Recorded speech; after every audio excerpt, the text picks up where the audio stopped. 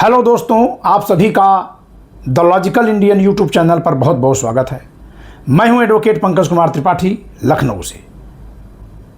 आप सब जानते हैं कि मैं संविधान पर एक नई किताब लिख रहा था। जी हां, लिख रहा था, क्योंकि उसका लिखना पूरा हो गया है और वह किताब इस रूप में आपके बीच आ रही है, सच संविधान का।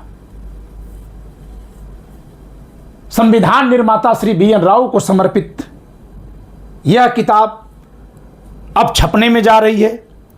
कुछ आखिरी प्रूफ रीडिंग चल रही है, कंपोजिंग बिल्कुल हो गई है, फाइनल प्रूफ रीडिंग इसकी चल रही है।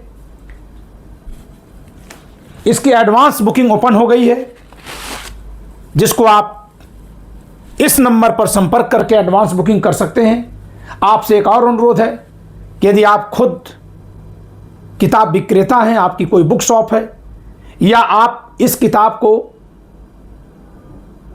तमाम बुक स्टॉल्स पर रखवाने में सहयोगी बनना चाहते हैं, तो आप विशेष रूप से इसी नंबर पर संपर्क करें। साथियों, यह पुस्तक जो अब छपने में जा रही है, आखिरी प्रूफरीडिंग में कर रहा हूं। यह किताब क्यों महत्वपूर्ण है? क्योंकि इसका शीर्षक है सच संविधान का। तो सच संविधान में सबसे पहली बात कि जो मूल संविधान में शांति निकेतन के प्रख्यात चित्रकार नंदलाल बोस जी और उनकी टीम के द्वारा तमाम चित्र अंकित किए गए हैं, उनको भी, उनकी प्रतियां भी इस किताब में आपके बीच प्रस्तुत की गई है। दूसरी बात कि संविधान सभा के गठन की वैश्विक परिस्थिति और आंतरिक परिस्थिति जो कारण के रूप में दबाव पैदा की थी ब्रिटिश हुकूमत पर, उनकी चर्चा की गई है। संविधान सभा का गठन कैसे हुआ था, उसकी चर्चा है।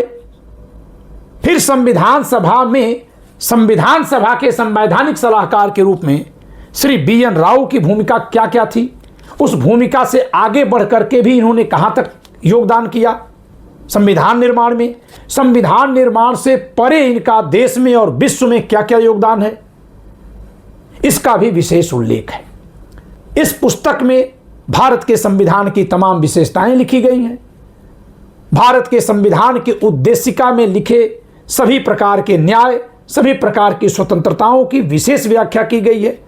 किस तरह का भारत होना चाहिए, जो 5 शब्द हैं, संप्रभुता, स्वतंत्रता, लोकतंत्र, गणराज्य, धर्मनिरपेक्षता, समाजवादी, ये जो 5 शब्द हैं, इनकी अलग से व्याख्या की गई कि इनका मतलब क्या है, उद्देशिका में कब कब ये शब्द जोड़े गए हैं।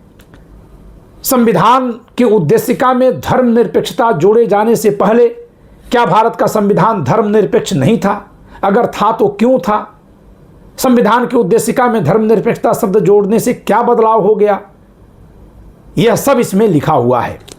इसके अलावा मूल अधिकारों पर विशेष व्याख्या की गई है, बहुत विधिवत, जिससे कि हम मूल अधिकारों को समझ सकें।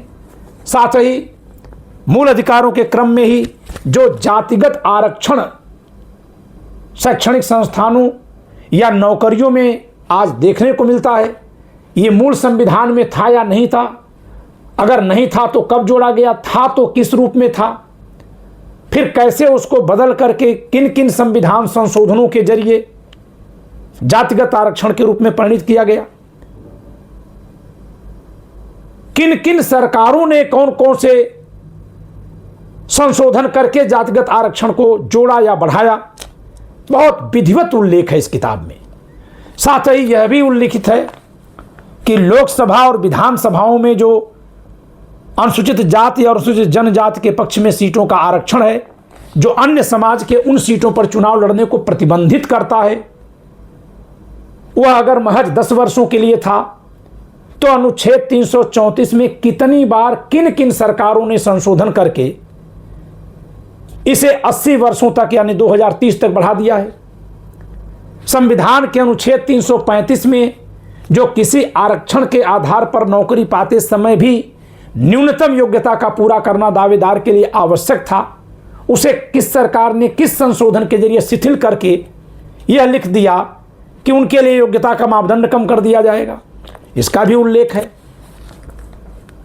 धर्म की स्वतंत्रता में क्या शामिल है, क्या नहीं शामिल है, धर्म की स्वतंत्रता में आप जानते हैं अपने अंतःकरण का अधिकार है, धर्म को मानने उसके अनुसार आचरण करने का अधिकार है और अपने द्वारा माने जाने वाले धर्म के प्रचार का अधिकार है। तो मैं इस पुस्तक में इस बात की व्याख्या किया हूं कि धर्म के प्रचार के अधिकार की क्या सीमाएं हैं। क्या धर्म के प्रचार के अधिकार में हम अन्य किसी के धर्म को अपमानित भी कर सकते हैं? क्या उस अन्य के धर्म को छोड़ने का आह्वान हम कर सकते हैं?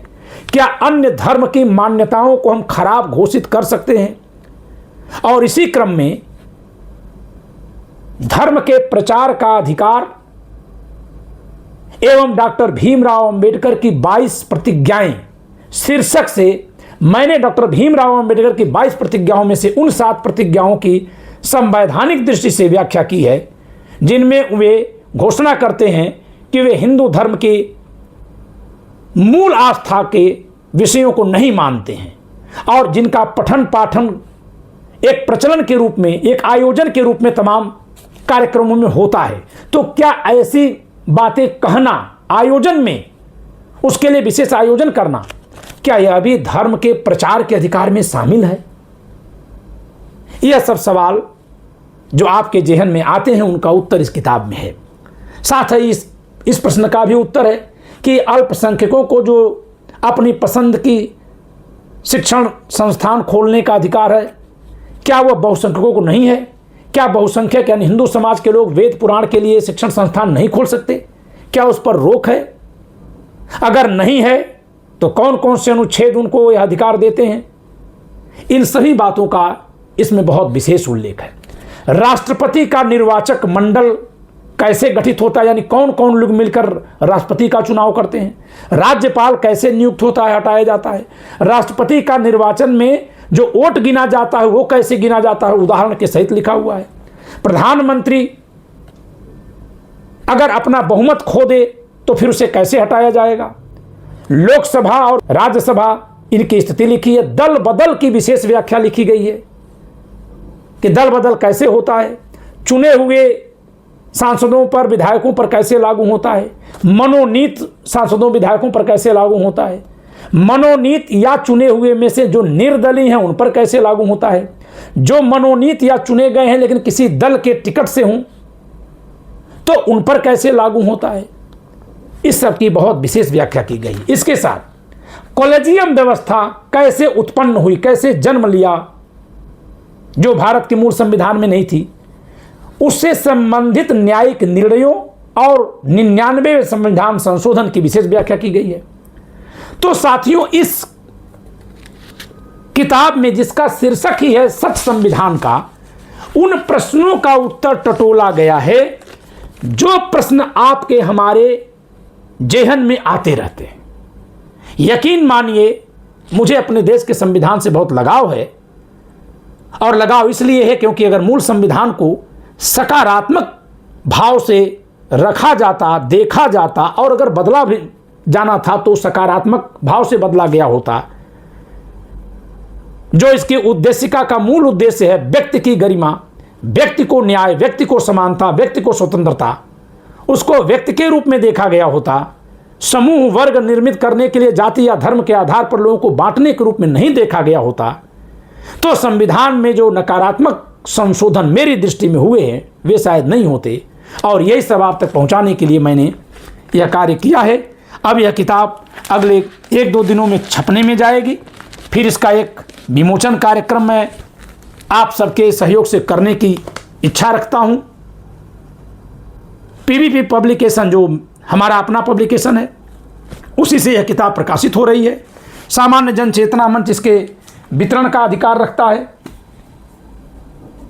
इस पुस्तक को अगर आप एडवांस बुकिंग करके अभी से अपने लिए बुक करना चाहते हूं तो इस मूल्य अनुपात में आप इसकी बुकिंग करा सकते हैं दिए गए नंबर पर। यह जो नंबर दिया गया, इसी नंबर पर संपर्क करके आप बुकिंग करा सकते हैं। चाहूँगा मैं कि आप लोग इस किताब को मंगाएं, पढ़ें, आज ही बुक करें और ज्ञान की इस महत्वपूर्ण पुस्तक को अपने पास सुरक्षित रखें।